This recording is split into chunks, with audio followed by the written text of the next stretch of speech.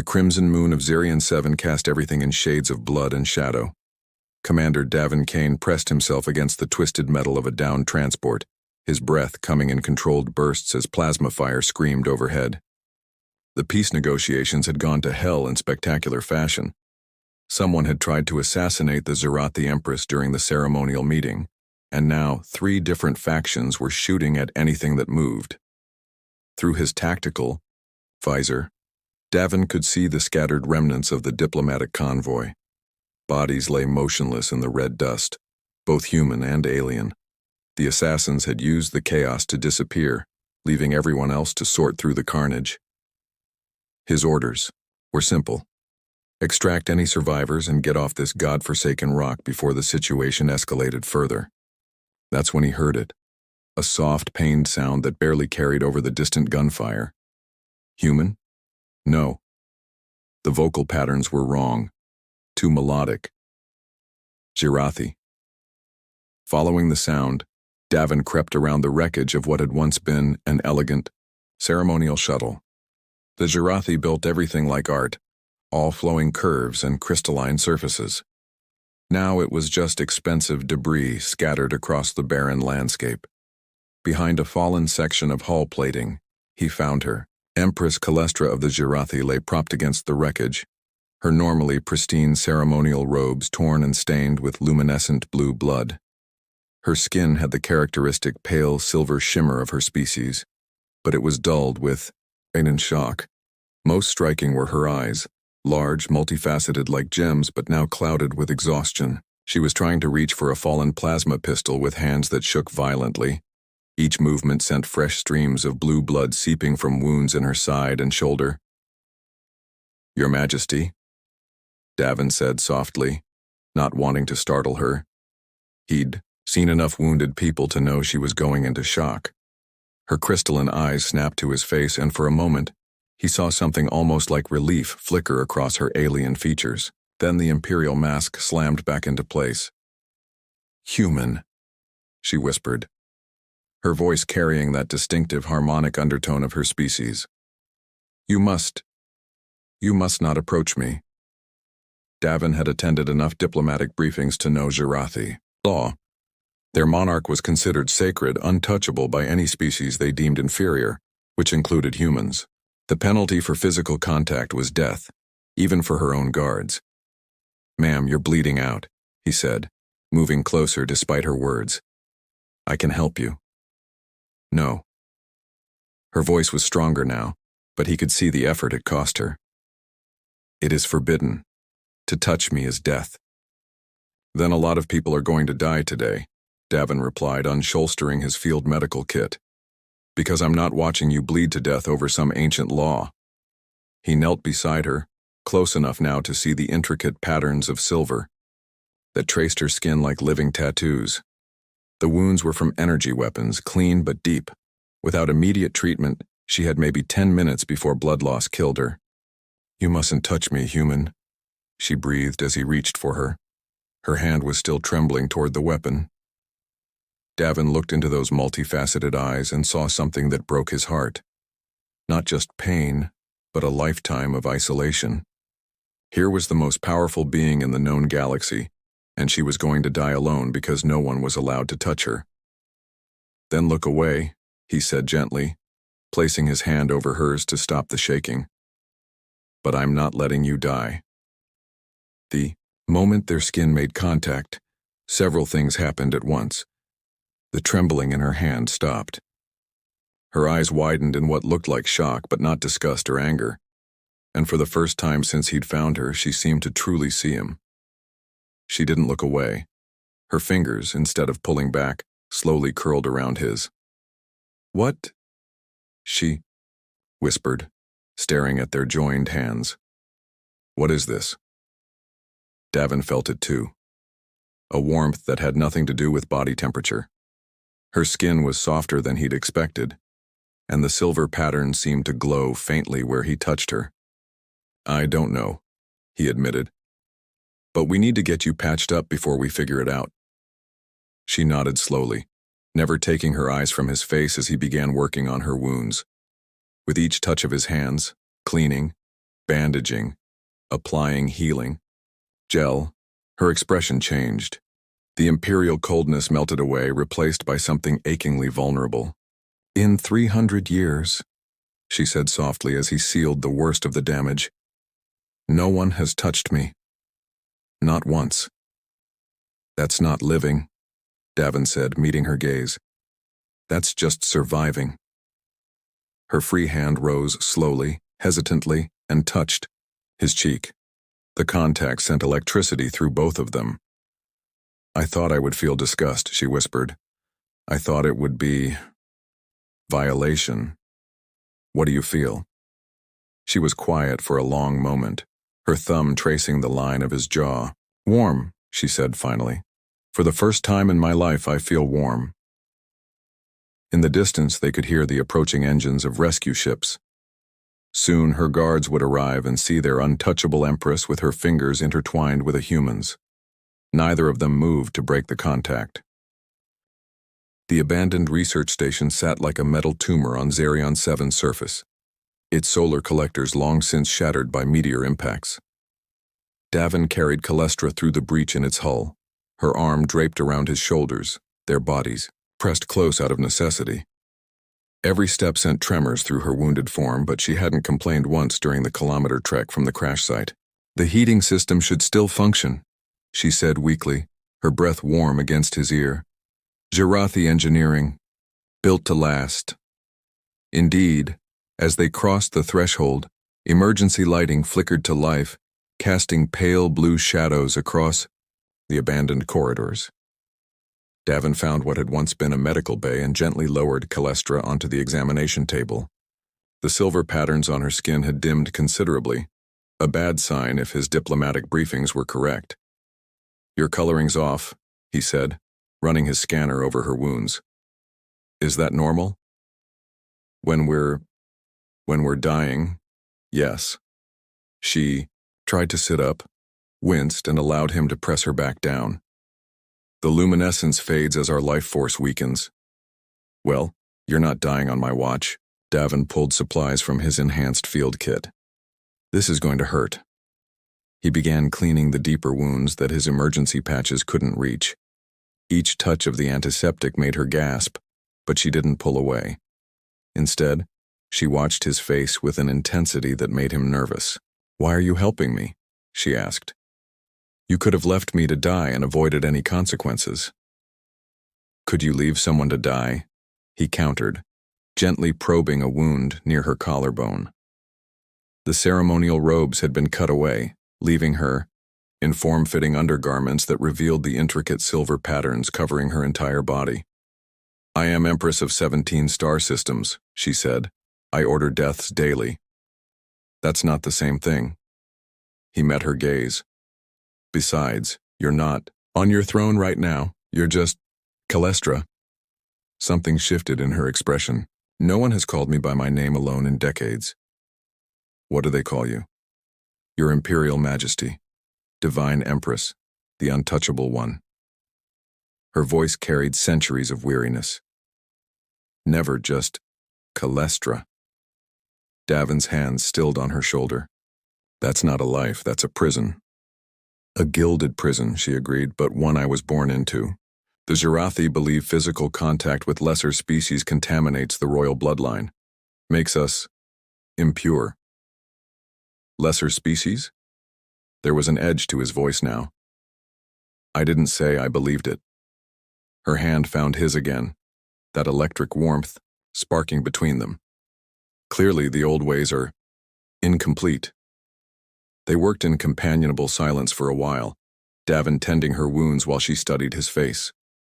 The research station's climate control hummed to life, filling the space with gentle warmth. Outside, the crimson moon set, plunging the surface into the deep purple of Xerion 7's night. "Tell me about your world," Calestra said, as he sealed the last of her injuries. "What's it like to live without a crown?" Davin activated a portable heating unit and settled into a chair beside the examination table. "Honestly, it's messy, complicated. People argue, make mistakes, fall in love with the wrong person." He paused. "But they get to choose their own path." And you? What path did you choose? Military service. Peacekeeping. I wanted to prevent wars, not start them. His expression darkened. Lost my entire unit 6 months ago. Walked into an ambush on Kepler Station.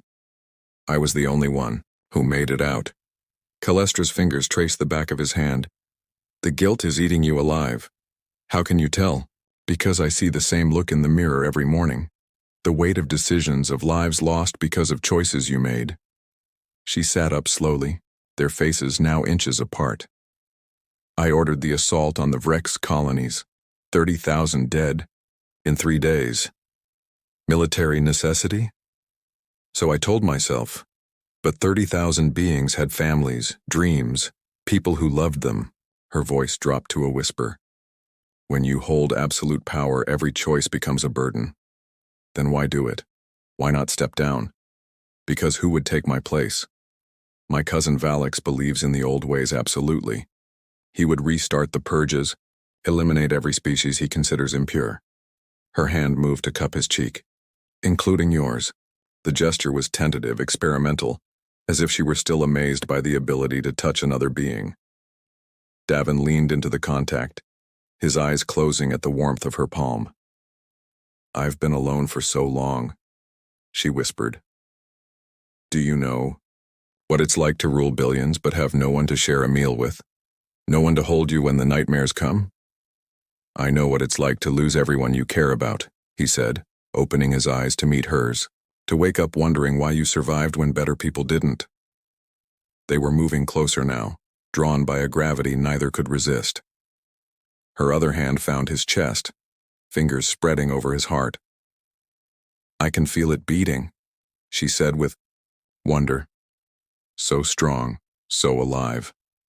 My people's hearts beat differently, slower, more rhythmic. Everything about you is rhythm, he said, his voice rough. The way you speak, the way you move, like you're made of music. And you're made of fire, she replied. Warm and bright and alive in ways my people have forgotten how to be. The distance between them closed until their foreheads touched. Davin could feel her breath on his lips, could see the way her silver patterns had begun to glow again, brighter than before. This is impossible, she breathed. I am the Empress of the Girathi. You are human. Yeah, he agreed, his hand sliding into her hair. Impossible. But neither of them pulled away. Outside, the wind howled across Xerion 7's barren surface. But inside their sanctuary, two souls found something neither had expected. Connection, understanding, and the beginning of something that would change the galaxy forever. Davin, she whispered, his name a prayer on her lips. Calestra, he replied and kissed her gently. The moment their lips met, her silver patterns blazed with light, and the loneliness that had defined both their lives began finally to fade. Dawn on Xerion 7 painted the research station in shades of amber and gold. Calestra woke to find herself curled against Davin's chest, his arm protective around her waist. For a moment she simply lay there, marveling at the steady rhythm of his breathing, the warmth of his skin against hers. She had never woken up beside another being.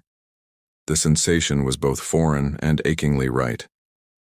You're thinking loudly, Davin murmured, his voice husky with sleep. His hand traced lazy patterns along her spine, following the silver designs that seemed to glow brighter under his touch. I'm calculating the political ramifications of this, she admitted. My council will demand your execution the moment they discover what's happened between us. And what has happened between us? His fingers found her chin, tilting her face up to meet his gaze. I don't know, she whispered honestly. I have no frame of reference for this, no protocol for what I'm feeling. What are you feeling? Before she could answer, the comm system crackled to life. Static-filled voices echoed through the station, search parties getting closer. They had maybe an hour before being discovered. We need to talk, Calestra said, sitting up. Her wounds had healed remarkably overnight. The combination of Xerathi physiology and whatever energy seemed to flow between them when they touched. About what happens when they find us. Davin propped himself up on his elbow, studying her face. You're going to deny this happened. I have to. If I don't, my cousin Valix will use it as grounds to challenge my rule. He'll claim I've been corrupted by contact with an inferior species. The words tasted bitter in her mouth. The Zirathi Empire would fall into civil war. And how many die in that war? Millions. Maybe billions.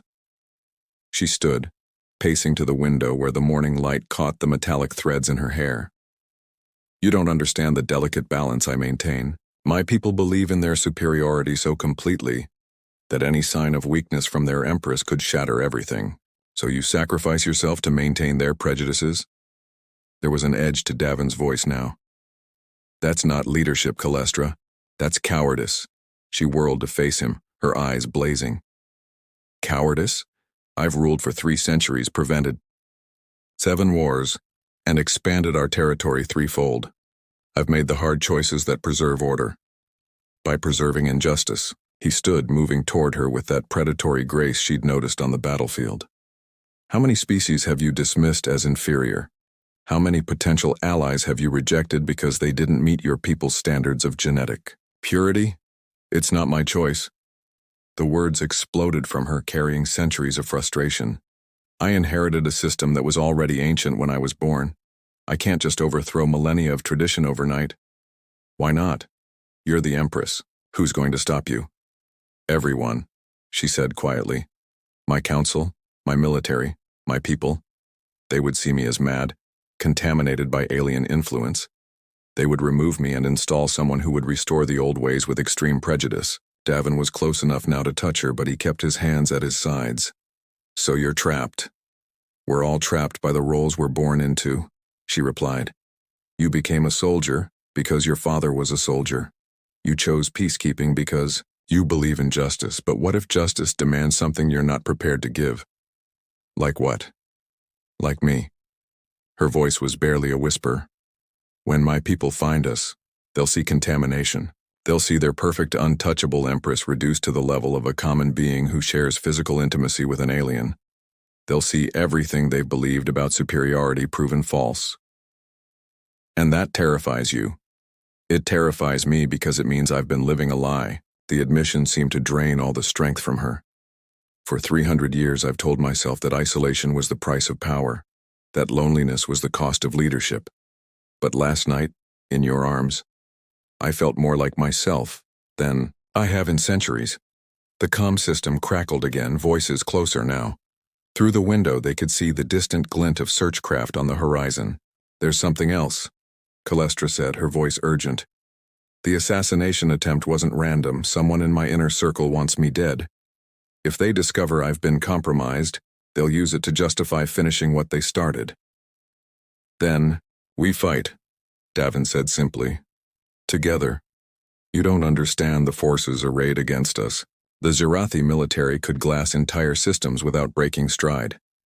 The economic power of the Empire could crush the human confederation overnight. If this becomes a matter of species survival, it already is, he interrupted. The moment you let fear dictate your choices, you've already lost. She stared at him, seeing the warrior he'd been before peacekeeping, the man who'd charged into impossible odds to save his unit, the man who'd ignored death threats to save her life. You would risk everything, she said wonderingly. Your life, your people's safety, everything for what? For me? For the chance that maybe, just maybe, we can build something better than what came before. He reached for her hands and she didn't pull away. I've seen what hate does, Calestra. I've buried the bodies it leaves behind, but I've also seen what love can accomplish when people are brave enough to choose it. The searchcraft were visible now, sleek Zirathi fighters accompanied by bulkier human vessels. In minutes, they would be surrounded by representatives of 2 species who had never truly trusted each other. If we do this, Calestra said, if we stand together, there's no going back. The galaxy will never be the same. Good, Davin replied, pulling her into his arms. It's time for change. She looked up at him, seeing not just the man who had saved her life, but the future they might build together. A future where touch was not forbidden, where love could bridge the gaps between species, where the weight of crowns could be shared. I love you, she said, the words carrying the weight of revelation. I don't know how it's possible, but I love you. I love you too, he replied, and kissed her as the first of the search craft touched down outside their sanctuary. The silver patterns on her skin blazed like stars, and for the first time in her life, the Empress of the Jarathi felt truly free. The research station's main chamber became a tense standoff within minutes. Jarathi Imperial guards in their flowing crimson armor faced off against human peacekeepers in utilitarian combat gear, weapons drawn but not yet aimed. Between them stood Calestra and Davin, their hands still intertwined despite the shocked gasps that had greeted their rescuers. General Thane Vex, commander of Calestra's personal guard, was the first to speak. His voice carried the harmonic undertones of outrage that made every Jarathi present flinch. Divine Empress, he said, the title dripping with disbelief. Step away from the human. Immediately. I am unharmed, General, Calestra replied, her voice carrying the absolute authority of 3 centuries of rule. Commander Kane provided medical assistance and shelter. Medical assistance? Vex's multifaceted eyes blazed. Your Majesty, you are touching it. The word it hung in the air like a poison. Several human peacekeepers shifted their weapons slightly, and Captain Torres, Davin's superior, stepped forward. That's Commander Kane you're referring to, she said coldly. And he's the reason your Empress is alive. Contaminated, Vex hissed. She has been contaminated by alien contact. Protocol 7 must be initiated immediately. Calestra felt Davin's hand tighten around hers. Protocol 7. Complete medical isolation followed by purification rituals that could take months. And for him, she didn't want to think about what Protocol 7 meant for him. No, she said simply. The word echoed in the sudden silence. A Jarathi Empress had never refused a direct protocol recommendation from her guard commander. It was unthinkable. Your Majesty, Vex said carefully. Perhaps the contamination has affected your judgment. Please, step away from the human so we can begin proper decontamination procedures. I said no. Calestra's voice carried harmonics of power that made several guards drop to one knee instinctively. Commander Kane is under my personal protection. Any attempt to harm him will be considered an act of treason. Captain Torres blinked in surprise. Your Majesty, with respect, Commander Kane is a human citizen. He falls under our jurisdiction. He saved my life, Calestra interrupted. That places him under Jarathi protection law. Ancient precedent, General Vex. Even you cannot argue with the Codex Imperialis. Vex's expression grew calculating. Protection law requires intimate knowledge of the person being protected. Surely your Majesty has not... Careful, General. Calestra's voice dropped to a dangerous whisper. Very careful how you finish that sentence. The tension in the room ratcheted higher. Davin could feel the weight of 2 civilizations balanced on a knife's edge, and he was the fulcrum. He started to speak, to diffuse the situation. But Calestra's squeeze of his hand stopped him. Captain Torres, she said, addressing the human commander directly. I require private counsel with Commander Kane. 1 hour. Your Majesty, Vex protested. Regulations clearly state, do not quote regulations to me, Calestra snapped, her silver patterns flaring with bioluminescent anger. I wrote half of them. 1 hour, General. That is not a request. The standoff stretched for long moments before both commanders reluctantly withdrew their forces to opposite ends of the station. But Calestra knew they had only delayed the inevitable. The moment they returned to civilized space, the political machinery would begin grinding toward a conclusion that would destroy them both. We don't have long, she said, once they were alone in what had been a conference room. Maybe hours before this becomes a galactic incident. Then we make them count, Davin replied, pulling her close. The familiar warmth flowed between them, but now it carried desperate urgency. She kissed him with centuries of loneliness behind it, and he responded with the passion of a man who had found something worth dying for. When they broke apart, both were breathing hard. There's a private chamber in my flagship, she whispered against his lips. Soundproof. Shielded from all sensors. If this is our last night together, it won't be, he said fiercely. I won't let them tear us apart. You may not have a choice. When we reach Zerathi space, the full council will convene. They'll demand your execution as an example to any other species that might contaminate their Empress. Then we don't go to Zerathi space, we run. She pulled back to look at him. And abandon billions of beings to my cousin's rule. Let him restart the purges, eliminate entire species in the name of genetic purity. She shook her head. I won't trade the galaxy's future for our happiness. Then we fight. Change the system from within. With what army? The moment I openly defy Zerathi law, half my military will rebel. The other half will be overwhelmed by superior numbers. Davin was quiet for a moment, thinking, what if we could prove that contact between our species isn't contamination? What if we could show that it makes you stronger, not weaker? How? The way your patterns glow when we touch. That's not normal, is it? Calestra looked down at her arms, where the silver designs were indeed pulsing with soft light. No, the luminescence has never been this strong. I thought it was just emotional response. What if it's evolutionary? What if contact between our species triggers some kind of beneficial change? Davin's eyes were bright with possibility. Your healing accelerated overnight. Your strength seems greater. What if the old laws aren't just wrong? What if they're preventing your people from becoming something more? Hope flickered in Calestra's chest, fragile but growing. It would take time to prove such a theory, time we don't have. Then we buy time the only way we can. He drew her into his arms again. We give them something so unprecedented that they have to stop and think instead of just reacting. What do you mean? We get married. The words hung between them like a bridge across an impossible chasm. Marriage between species was theoretically possible under galactic law, but no royal had ever. It would be political suicide, she breathed. Absolute scandal. It would also be binding under both human and galactic law. They couldn't execute me without creating an interspecies incident that would make the current situation look like a minor diplomatic hiccup. Calestra stared at him, seeing the wild audacity of the plan. You would marry me, knowing it means becoming the most hated being in Zerathi space? I'd marry you if it meant becoming the most hated being in the galaxy, he replied.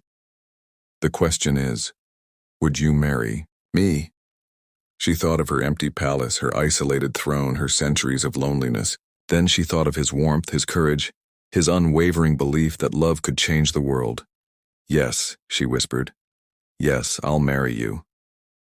They had 6 hours until they reached the nearest starbase with authority to perform the ceremony. 6 hours to prepare for a wedding that would shake the foundations of galactic politics. 6 hours to begin a revolution built on love. As they kissed again, deeper and more desperately than before, neither noticed General Vex watching from the shadows, his multifaceted eyes recording everything. The throne room of the Zerathi Imperial Palace had witnessed the rise and fall of dynasties, but it had never seen anything like this. Calestra stood before the assembled High Council, her ceremonial robes replaced by simple white garments that seemed to make her silver patterns glow even brighter. Beside her, in chains that hummed with containment fields, stood Davin Kane. No longer just a human commander, but her legally bonded mate. The marriage ceremony at Nexus Station had taken exactly 12 minutes and had already sparked protests on 17 worlds. The video had gone viral across the galactic net within hours, showing the moment the untouchable Empress had kissed a human with such passion that every Zerathi watching had physically recoiled. Now, 3 days later, she faced the consequences. Treason, spat Counselor Zephrix, his ancient voice carrying harmonics of disgust. 3,000 years of genetic purity, destroyed by one moment of weakness. Evolutionary advancement, Calestra countered, her voice steady despite the magnitude of what she was about to reveal. I called Dr. Kane Meredith to present his findings. The human scientist, granted special dispensation to enter the throne room, activated a holographic display that showed cellular scans, genetic analyses, and bioelectric readings. "Honorable Council," he began nervously, "the Empress's biological markers have shown remarkable improvement since her bonding with Commander Kane. Cellular regeneration increased by 30%, neural activity enhanced across all spectrums, and most significantly—" He paused, gathering courage. "Her lifespan projections have extended by approximately 500 years. The council chamber erupted in chaos. Harmonic voices rose in disbelief, outrage, and in a few cases cautious wonder. "Impossible," General Vex declared. "Contamination cannot improve the divine bloodline." "Then explain this," Calestra said, raising her hand. The silver patterns along her skin blazed with light that filled the entire chamber. "Explain how I can do this." She gestured, and the very air seemed to shimmer with energy. Several counselors stumbled backward in awe. "Parlor tricks," Vex sneered, but his voice lacked conviction. "Or evolution," said Counselor Wythane, the youngest member of the High Council. "Perhaps our ancestors were wrong about the nature of genetic purity." "Our ancestors built the greatest empire in galactic history," Zephrix snarled. "They were not wrong. They were terrified," Calestra said, her voice carrying absolute authority. "Terrified of change, of the unknown, of the possibility that they were not inherently superior to every other species. So they built walls, laws that prevented contact, traditions that enforced isolation, beliefs that justified cruelty." She stepped forward, her presence filling the room. "I have been your Empress for 3 centuries. I have expanded our territory, prevented wars and maintained order. But I have also perpetuated a lie. The lie that we are somehow lessened by contact with other species." "You have been contaminated," Vex said, but his words lacked the venom of before. "I have been awakened," Calestra replied. "For the first time in my life, I feel complete, not because I am weak, but because I am strong enough to admit when our ways are wrong." She moved to stand beside Davin, her hand finding his despite the chains. The moment they touched, her patterns flared even brighter, and a collective gasp rose from the assembly. "I could have hidden this," she continued. "I could have pretended it never happened, maintained the status quo, preserved your comfortable prejudices. But that would have been the act of a coward, not an empress."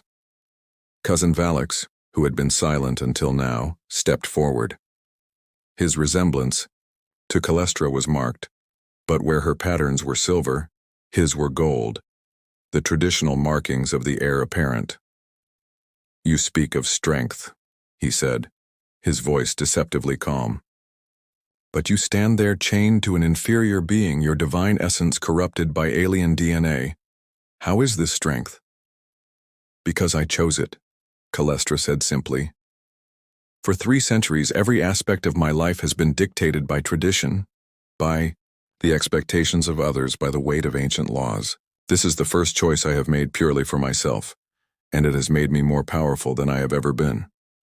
"Prove it," Valix challenged. "Face me in the trial of supremacy. If your bonding has truly made you stronger, you should have no difficulty defeating me." The chamber fell silent. The trial of supremacy was an ancient ritual, combat between potential rulers to determine fitness to lead. It had not been invoked in over 1,000 years. "Calestra," Davin said quietly, "you don't have to—" "Yes, I do," she replied, her eyes never leaving Valix's face. "Very well, cousin, but when I win, the laws regarding interspecies contact will be revised. All current prohibitions will be reviewed, and this council will formally recognize my mate as Prince Consort. And when you lose," Valix smiled coldly, "he dies, you abdicate, and the old ways are restored with absolute authority. I accept."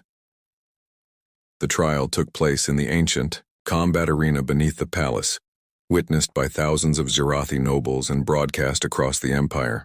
Calestra faced her cousin in ritual combat armor, but she had insisted on one modification. Her right hand remained ungloved, so that her skin could touch the weapon directly.